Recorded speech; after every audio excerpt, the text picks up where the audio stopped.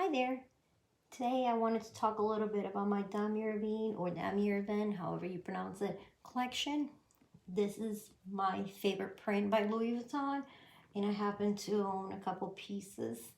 Um, for many of you, if you didn't know already, Damier canvas, that was the original name of this print, was invented by Louis Vuitton in 1888. And at the time it was called Damier canvas. It was actually the original print, like the original canvas print. In 1896, this canvas went out of production, and they introduced the monogram. It's well known right now. That's the LB monogram. And then in 1996, for the 100 year of the monogram and the 100 year of this print being out of production, they released a collection called the Centenaire Collection, 100 years. And instead of the bean leather that we know, the brown leather, it was a vachetta leather. One of those bags was a Soho bag. I believe they even had a Neo or like a Noe bag, bucket bag. They're hard to find, and if you do, they're probably worth a lot of money because it was only made for that year. And they have a hot print on the leather that reads Centenaire Collection 100 years, I think, and it has the date 1896 to 1996 edition. So they're pretty, like, if you collect, that's a bag you might want to add to your collection one day. When Marc Jacob took over in 1998, he revived the print, but the name was changed from Damier Canvas to Damier Ebene because of the brown treated leather.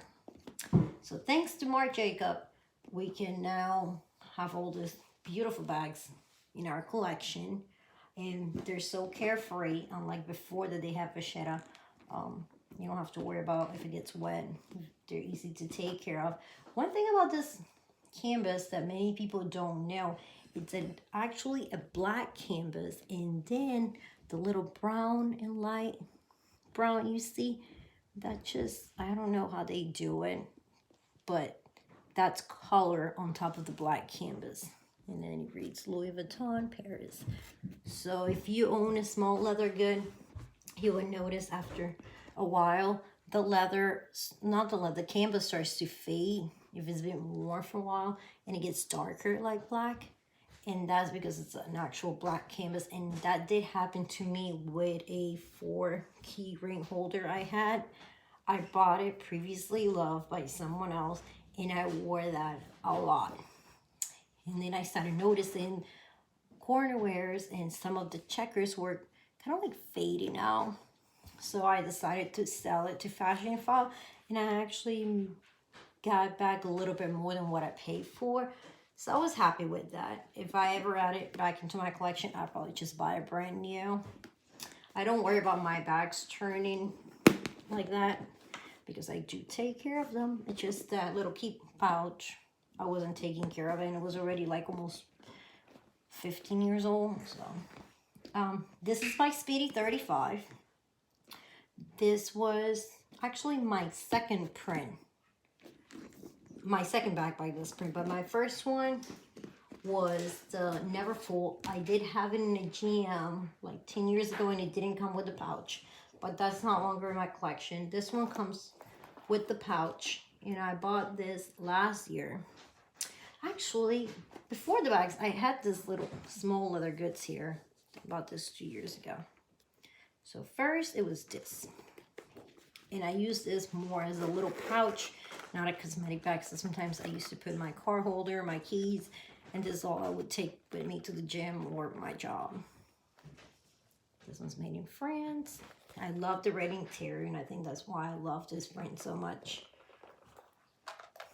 Then out of all my mini pochettes, and my second, I guess you can say, or third, if I'm not counting the bags, item, it's the mini pochette here with the red interior, also made in France. And I'm glad I purchased them when I did, because I believe when I got this was like $310, and now they're reselling for $445 if you're able to get it from the website. But in the pre-love market, it's outrageous how much they want for this thing. And when I got this, it was barely $400, and now they're close to $500. Same with my Neverfull. When I got it, it wasn't that expensive, and now the price keeps going up on them. Then I got my Damier Ebene Speedy on a 35. And again, I love the red interior. That's what it looks like. And the last piece that just got to my collection, it's my Alma Bibi. I always knew I wanted the Alma Bibi and Damier Ebene. Many years ago, I saw a picture of Rihanna, and she has made this bag very famous, especially this canvas print. And I just knew I wanted it in a Damier Ebene because it's so carefree. You don't have to worry if it rains. I'm not saying go out in the rain with this bag, but if you get caught in the rain, you don't have to worry about getting the leather stain or anything like that. I hope you enjoy this video. Don't forget to give it a thumbs up and subscribe. Let me know what you think. Do you prefer Damier Ebene or do you prefer the monogram? If you do find a vintage bag with this print, be aware that this print was not made available for 100 years. So you will not find no vintage Speedy from like 1980s or 1940s in this print. So if that should be a red flag if someone says, hey, I have a Speedy and Damier Ebene from early 90s, or, you know, just be aware it wasn't until 1998 that they started making them. So that should help you figure it out whether or not someone's trying to sell you a fake one or a real one.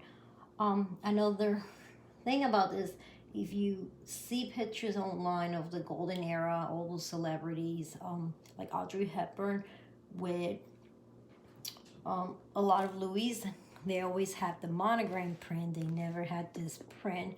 So we're very fortunately to have this print, and the Damiers and some of the new ones that have been available in the last couple of years, because they didn't have that much selection. So I wonder if instead of the monogram, they would have preferred this, if they would have had the option. So we're very fortunate to be able to pick whichever print we prefer. All right, thank you for watching.